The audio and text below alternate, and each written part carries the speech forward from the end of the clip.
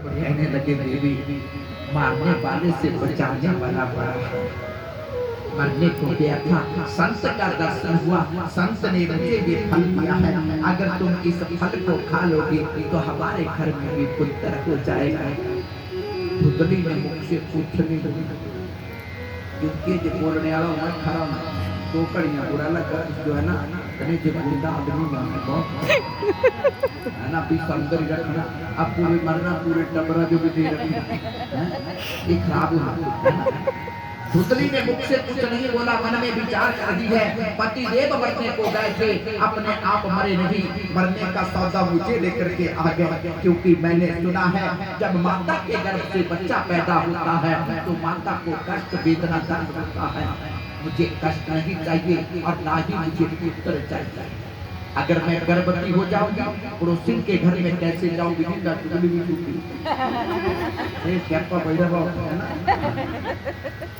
मायके में कैसे जाऊंगा, मुझे पुत्र नहीं चाहिए। इतने में क्या हुआ, धुंधली की बहन आ गई, सीधी हाथी में दो हिस्से ऊपर, अब कदूरे में लेकर दो लगता और छोटा लोगों को काफी है ना तो उससे भी दो हिस्से ऊपर। धुंधली को परेशान देखा, चिंता में देखा, कहने लगी बहन इस बात की चिंता है। धुंधली कहने लगी तेरे जीजा मरने को गए थे, अपने आप मरे नहीं, ये फल लेके आए हैं, कहते हैं इस फल को खा ले तेरे गर्भ से पुत्र पैदा होगा। मुझे पुत्र नहीं चाहिए, मुझे कष्ट भी नहीं चाहिए। धुंधली की बहन कहने लगी चिंता किस बात का, 7 महीने के बाद मेरे गर्भ से बच्चा पैदा होने वाला है, उस बच्चे को तुझे दे दे। धुंधली कहने लगी ये फल कहाँ रखा जो संत ने दिया है। आत्मदेव के आंगन में एक गाय बंधी है, संत का दिया हुआ फल जैसे ही गौ माता को खिलाया वो गौ माता भी गर्भवती हो गई, क्योंकि संतों का फल कभी निष्फल होने वाला नहीं है, लेने वाला चाहिए। मिलता बहुत कुछ है भक्तों, जिसने यहाँ से प्राप्त नहीं किया उसको किसी जगह मिलने वाला नहीं है। किसी को यही से मिला, बस थोड़े से प्रेम की बात, थोड़ा सा प्रेम भगवान श्री कृष्ण जब गोकुल से मथुरा में गए, कभी घर के अंदर रोते हैं, कभी घर के बाहर रोते हैं। भगवान का एक सखा है उद्धव, उद्धव ने भगवान से पूछा कन्हैया क्या हमारी सेवा में फर्क है या हमारा भोजन ठीक नहीं लगता, तुम रोते क्यों हो। भगवान श्री कृष्ण की आंखों में आंसू आ गए। उद्धव भोजन तो अच्छा बनता है लेकिन खिलाने वाली मेरी माता यशोदा मुझे नहीं मिलती है। तो भोजन तो हम सब बनाते हैं, भगवान के लिए भोग भी लगाते हैं, लेकिन यशोदा की तरह हमने कभी भोजन लगाया है। भगवान श्री कृष्ण कहने लगे ये तो प्रेम की बात है,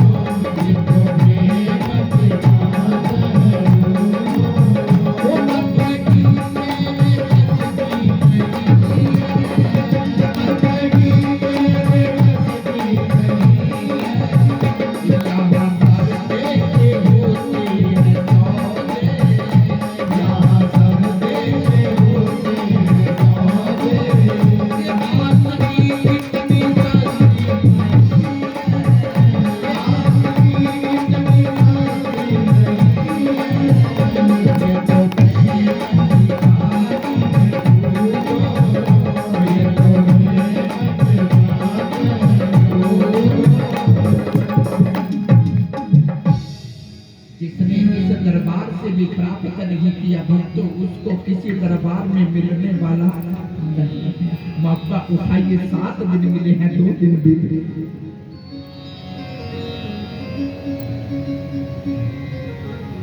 गौ माता को फल खिलाया, गौ माता भी गर्भवती हो गई। अब धुंधली विचार करने लगी, जब गर्भ में बच्चा होता है तो वो उसके कुछ लक्षण होते हैं, दिखता भी है। अब धुंधली दिखाने लगी। धुंधली ने क्या किया, जब 1 महीना बीता, धुंधली ने अपने उदर में एक कपड़ा बांधा, दूसरे महीने दूसरा, तीसरे महीने तीसरा, अपने उदर को बढ़ा रही है। आत्मदेव बड़ा खुश है, मेरी पत्नी गर्भवती है, मेरा पत्नी चरित्र तेर हुआ। बोले शंकर भगवान। ये पहले से गाया की गल नहीं,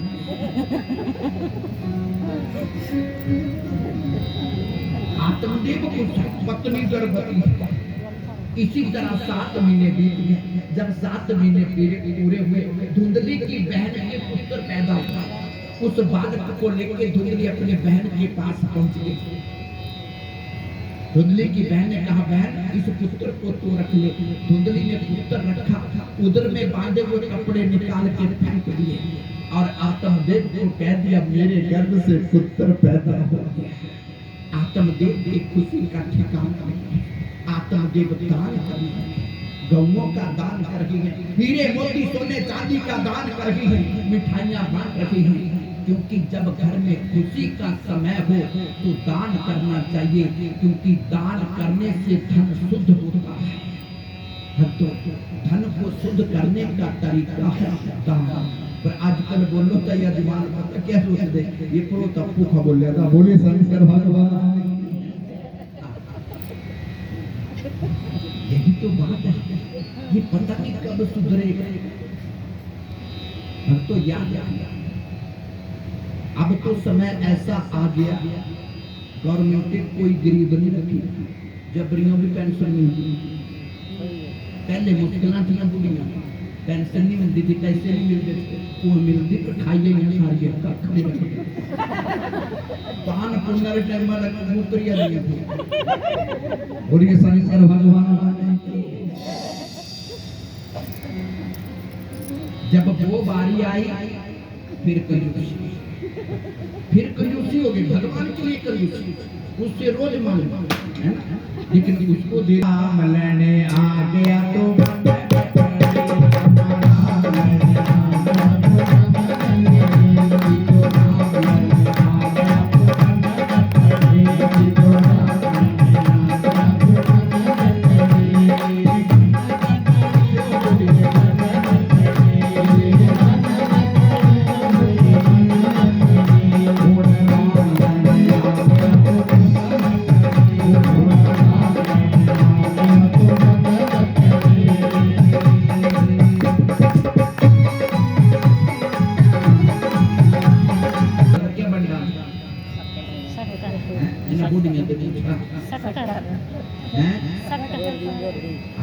चने और गुड़ बनना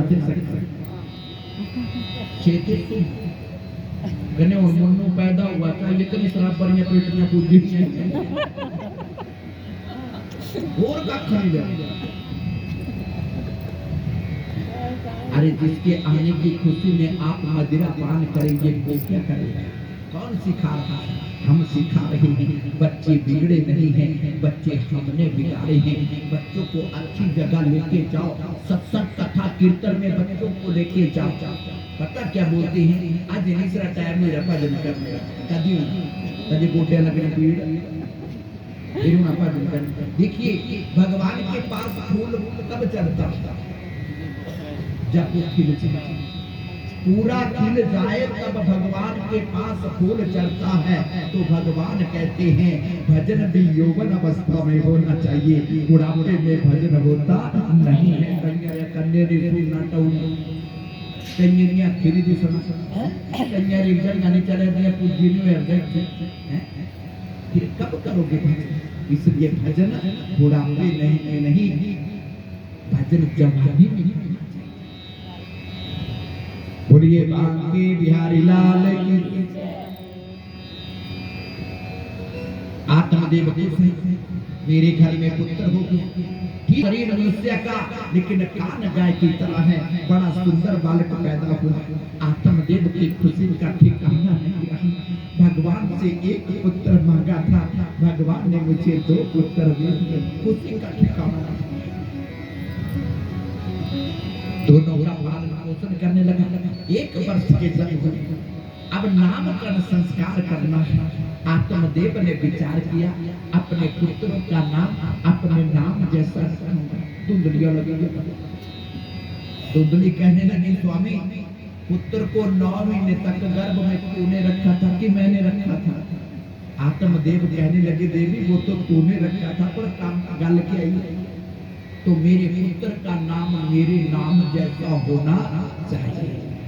और धुंधली की बहन ने जो धुंधली को पुत्र दिया है उसका नाम रखा धुंधु का।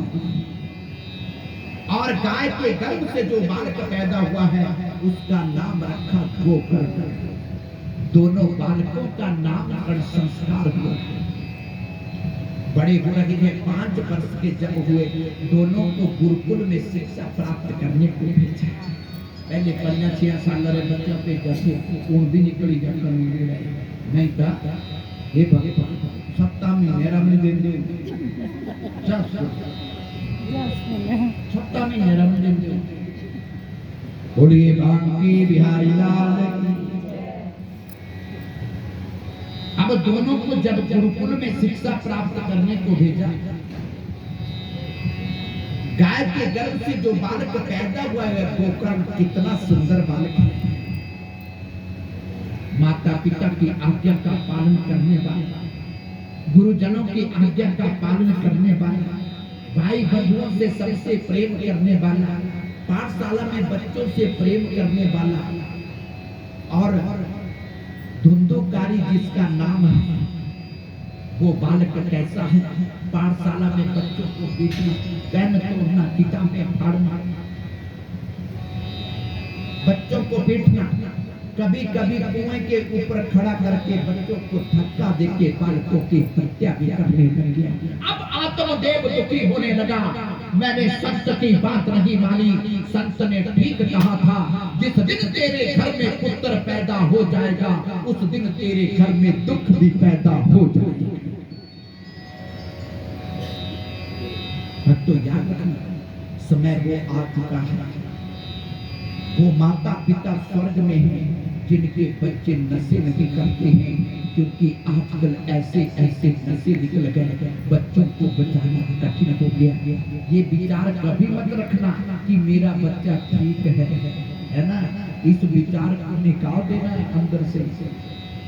पता नहीं कब बुद्धि भ्रष्ट हो जाए, इस विचार को निकाल देना।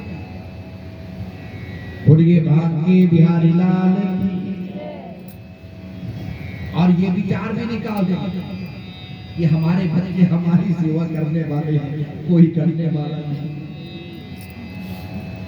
क्योंकि संतों ने बड़ा सुंदर लिखा है, क्या किस धुन में तू बैठा बांबरे, किस धुन में मस्ताना, वो सोने वाले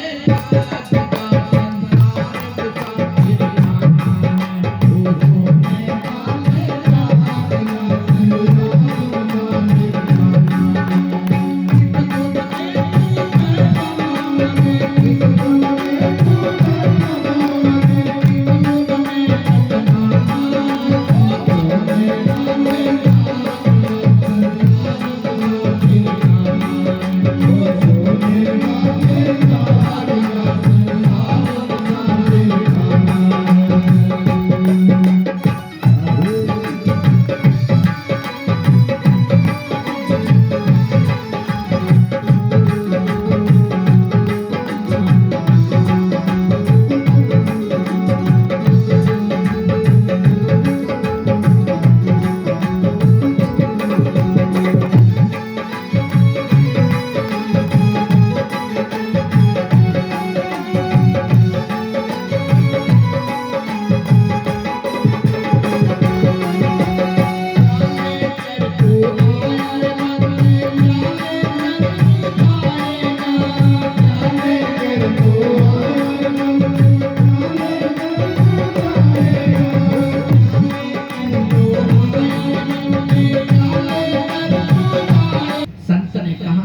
जिस दिन तेरे घर में पुत्र पैदा होगा उस दिन तेरे घर में दुख भी पैदा हो जाएगा। मैंने संत की बात नहीं मानी, आज दुखी हो रहा है। एक दिन गोकर्ण ने पूछा, पिता श्री किस बात की चिंता है? अगर पुत्र के होते माता पिता चिंता में रहे तो ऐसी संतान का होना धिक्कार है। जो माता पिता के कष्ट को दूर न करे ऐसे संतान पैदा करे। जननी जने भक्त दाता या सूर, नहीं तो बांझ भली काहे गवाया नूर। ऐसे संतान पैदा ना हो जो माता पिता को दुखी। आजकल माँ बापा भी बड़े खुशी हुए, आहारा मुन्नता अमेरिका चाहिए, बड़ा पारी पड़े। तब मुझे अमेरिका जब पहुंचा तो मैं तुम्हारा खोलिया क्या करना अमेरिका, क्या करना? वो तो पैदा नहीं हुआ था तो ठीक थी, अमेरिका जाने का क्या फायदा है? और ये शंकर भगवान मैंने कहा ज्यादा पढ़ाई भी भ्रष्ट कर, दो रोटी के लिए ये कहां भटक रहा है, कहां भटक रहा है। माता पिता छोड़ दिए, भाई भाई को छोड़ दिए, रिश्तेदार छोड़ दिए। पिछली रिश्तेदारी खत्म हो गया हुआ था एक बार, फिर लाड़िया रिश्तेदार ने दिखने अम्मा खत्म, फिर बोलना तो तेरा बोला माँ बोलना नहीं हमारे का जो है। और ये शंकर भगवान आपकी कमियां दूर करना ही कथा है। अगर आपकी कमियों को नहीं बताऊंगा तो कथा भी नहीं है। ये राजा रानी वाली कहानी नहीं है, ये अमर कथा है भाई, अमर कथा।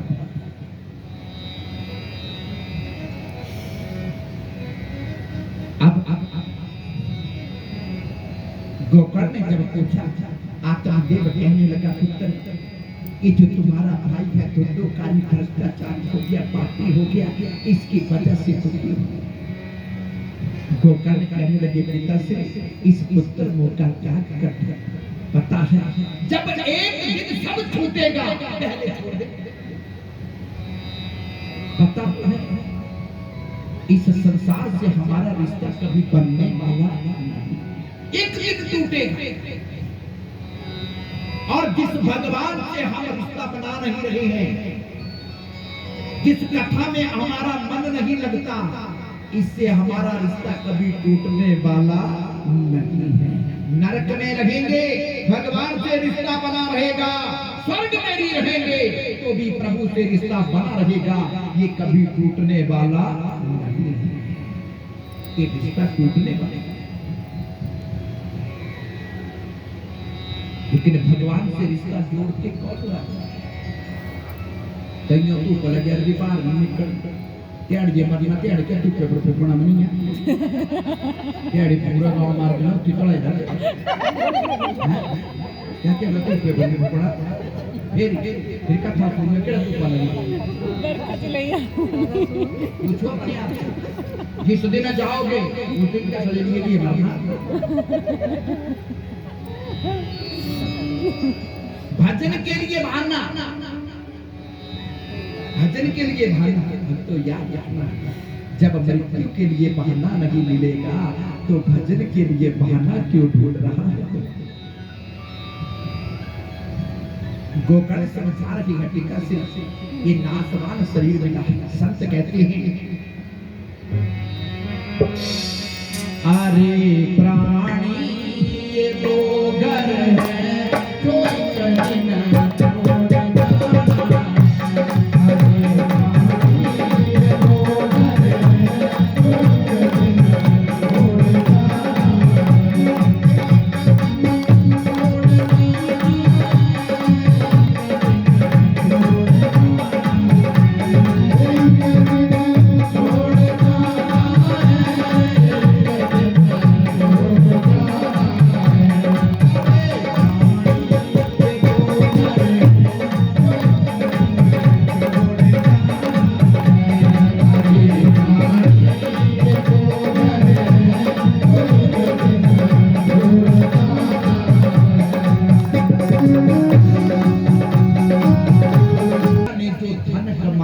वो मेरे लिए कमाया है। जब बच्चों को संस्कार नहीं दोगे तो तुम्हें दुखी होना पड़ेगा। मैंने कल भी कहा था, बच्चों को संस्कार क्या है? अपने से बड़ों की इज्जत मान करना ही संस्कार है। यही संस्कार है। धुंधली ने नहीं सिखाया है। अब धुंधली को पीटना शुरू कर दिया। मेरे पिता का धन मुझे वापस मेरे लिए कमा के रखा है। और क्या करने लगा? मदिरा पान करने लगा। घर के बर्तन भी बेच भक्त याद रखा। मदिरा पान करने से 3 चीजें खराब होती हैं। एक तो धन खराब होता है, दूसरे इज्जत मान खराब हो जाती है, तीसरे जान भी चली जाती है। 3 चीजें गई या गौरे नामे साथ फिर और खरीदने पड़े। ठीक गाल हो रही शराब पीने ना सड़क देखे नाड़िया सड़क से ये नाड़ी होने जिन्हें पैर होना सड़क नहीं बंदे हो इन्हें पता गड्डी आई जब तक सही है बड़े बच्चे ला के इन्हें क्या समझ रहे बोलिए शंकर भगवान नाड़िया सड़क से नहीं पहुंचे। 3 चीजें खराब हो गई। सुबह नशा उतर गया। ऐसा नशा काहे को कर दे जो सुबह उतर जाए। 3 चीजें खराब हो जाए, ऐसा नशा करो जो एक बार चढ़ जाए और कभी ना उतरे। मेरे प्रभु के नाम का नशा करके देखो, एक बार चढ़ गया फिर कभी उतरने वाला नहीं है। फिर नहीं उतरने वाला। 3 चीजें बचने वो तरह पर शेरों के बचने इज्जत बढ़ेगा, मान बढ़ेगा, क्योंकि भगवान के भक्तों की सब इज्जत कदर करते हैं। और तीसरे जान भी बचते हैं। संत कहते हैं बूटी पीनी है तो पी बिहारी नाम हमारी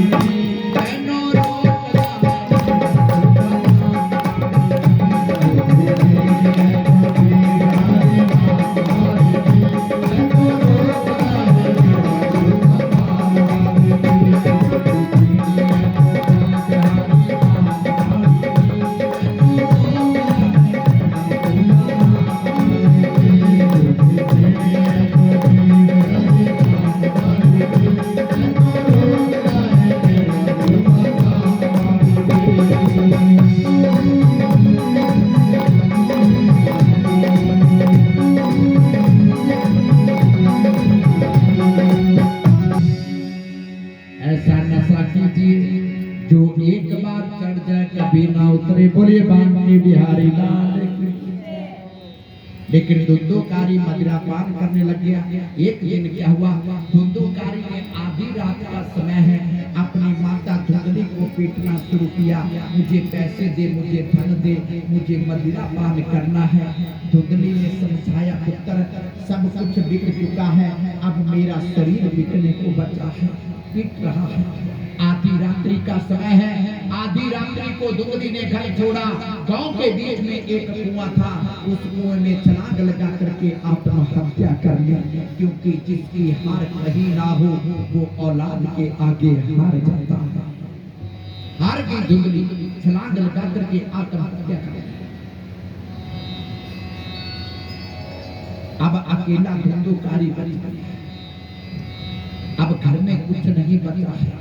लोगों के घर में चोरी करने लगा और 5 वैश्यों के साथ रहने लगा। भक्तों, हर जीव धुंधुकारी बन जाता है, क्योंकि कलयुग में 5 वैश्य हैं। कलयुग की 5 वैश्य कौन है? रूप, रस, गंध, शब्द और स्पर्श। ये कलयुग की 5 वैश्य हैं। जब किसी का सुंदर रूप देख के उसको बुरी नजर से देखता है वो धुंधुकारी है।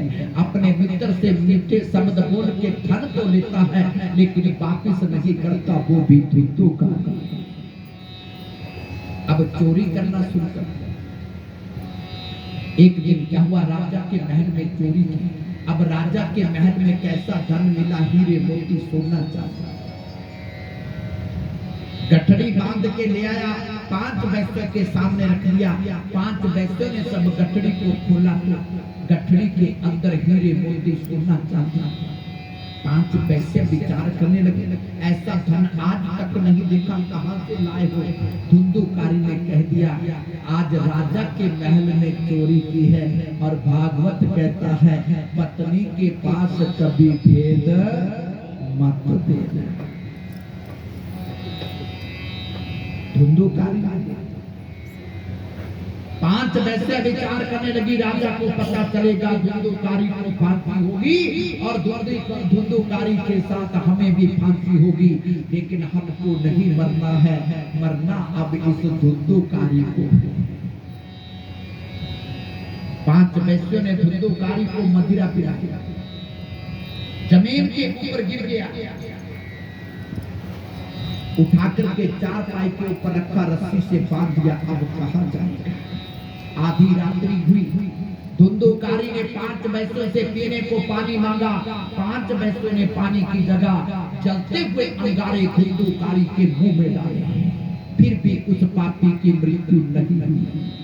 5 वैश्य विचार करने लगी, अगर धुंधुकारी नहीं मरेगा तो हमें मार डालेगा, अब इसको मरना ही पड़ेगा।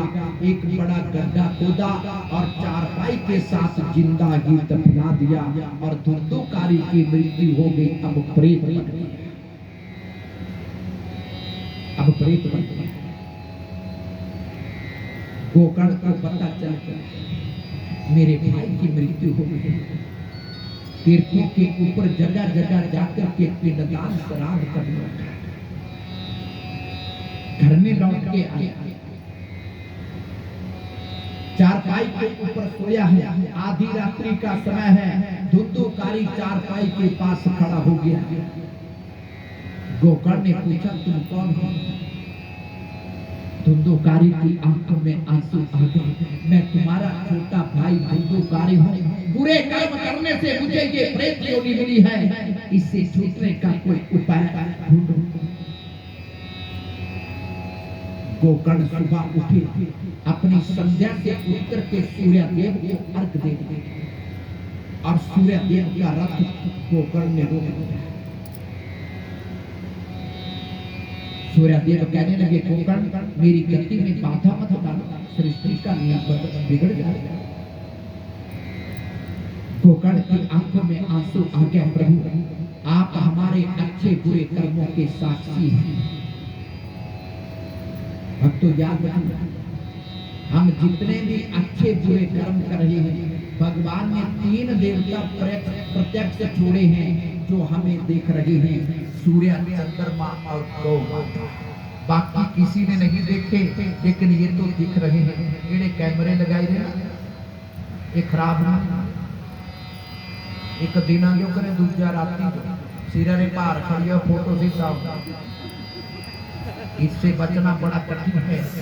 हम धोखा दुनिया को दे रहे हैं, भगवान को धोखा नहीं दे सकते। हम बचे हैं, इस दुनिया से बचे हैं, लेकिन मेरे प्रभु से हम बचने वाले नहीं हैं। उसकी नजर सबके ऊपर है। सूर्यदेव कहने लगे, गोकर्ण तुम्हारे भाई को प्रेत योनि से छुटकारा मिल जाएगा, लेकिन तुम्हें क्या करना होगा? श्रीमद् भागवत महापुराण की कथा का आयोजन करना होगा, क्योंकि जिस घर में, जिस नगरी में ये कथा होती है, उस घर के, उस नगरी के 7 पीढ़ियों के पितरों का उद्धार हो जाता है। गोकर्ण ने कथा का आयोजन किया, कथा शुरू हुई। 33 कोटि देवी देवता, नदियां, किन्नर, गंधर्व, ऋषि मुनि सब तीर्थ कथा सुनने को आए। धुंधुकारी कथा सुनने को आया, लेकिन बैठने को जगह नहीं मिली, पंडाल भर चुका है।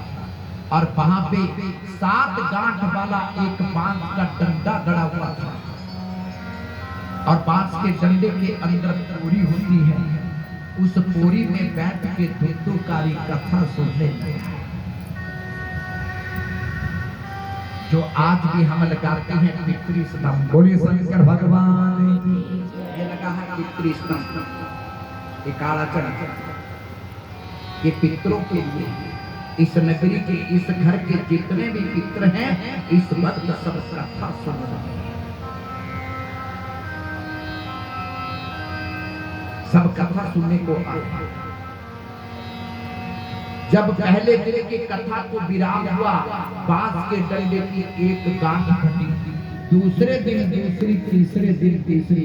एक बार में कथा लगी रहता है ना, एक बुढ़ा बोलो पंडित जी आजकल तो बांस और डंडे की गांठ फटे नहीं कर दी, बोले तेरे अंदर नहीं फटी तो बाहर नहीं फटी, ये अंदर बंदे की गांठ सा बोल बाहर नहीं फटी। बोलिए शंकर भगवान। जब हम मन लगा के कथा को श्रवण करेंगे तो बांस के डंडे की गांठ भी फटेगी, पहले अंदर की बूंदे बाहर की खुल जाएगी। ऐसे ऐसे जीव भी मिल जाते हैं। और इसी तरह 7वां दिन आया, बांस के डंडे बाहर खड़ा हुआ, बड़ा सुंदर शरीर